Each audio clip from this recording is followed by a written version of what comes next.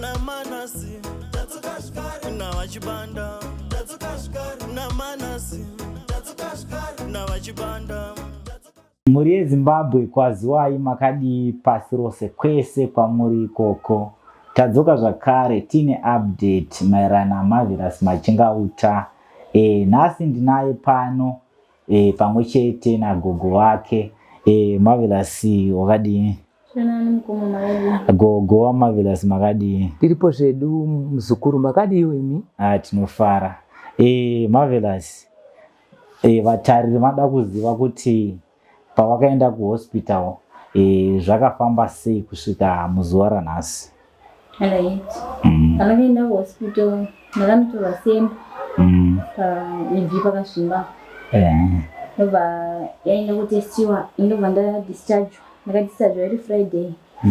Ndakagara 7 days muchipatara ndichishaya pekugarawo. Ndakazobuda Saturday. Ndakawanirwawo pekugara. Saka nhasi maresults ndopanzi adi abuda. Pachipatara chakanzi tidzoke mwedzi uno. Mudzoke rini kuchipatara? Tidzoke musi wa4. 4 hausiri mwedzi uno, 4 inenge yato next month ka? Tidzoke musi wa4 September. Okay. Maresults. Alright. Gogo, munoda kuti kudii kune vatariri vari kukuona ipa nguva inoyi? Ndinoda kutenda zvikuru vakatitsvakira imba vazukuru vangu mose. Ndinokuisai muri ruoko rwaMwari. Ndinotenda zvikuru inini ndinobva kwachivi kuzvishavani uko. Saka ndini mbuya vaMarvellous, ndini ndakamurera, mai vake havazivi. Saka ndinoda kukutendai kuti ndive muno imba iyi yamakanditsvakira. Ndinokuongai. Izvi zvamuri kuita izvi ibasa raMwari. Bhaibheri rinoti chaunodzvara ndicho chaunokohwa. Izvozvi mazviitira zvakanaka.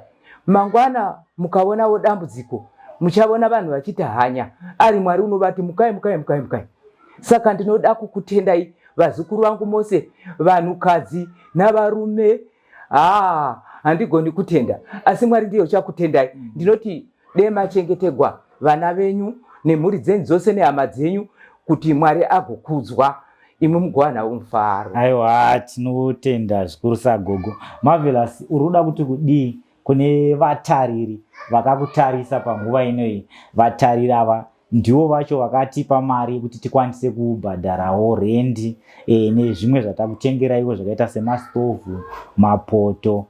Vatariri ava vari kuAmerica nekuCanada. Kozoita zvakare ndisingakanganwo imwe hanzvadzi yangu iri paSouth Africa apa yakatitumirawo mari iyo yatawedzerawo zvakare kuti tive tinobatsirikana mukutenga zvinhu zvatatenga panapa.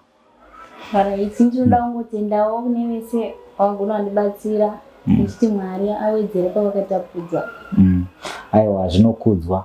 Regai ndipedzise muchidimbu ndichiti mari iye yatange takakukumbirai yeskani $350. Skani haina kuzoitwa. Naizvozvo tiri kushandisa mari iyoyo pane zvine chekuita kuti Marvellous ave anobatsirikana, arapwa handitika. Anokuoneka ine mufaro ndiManass mwana waKwaChibanda pari zvino ndoti chisarai zvakanaka.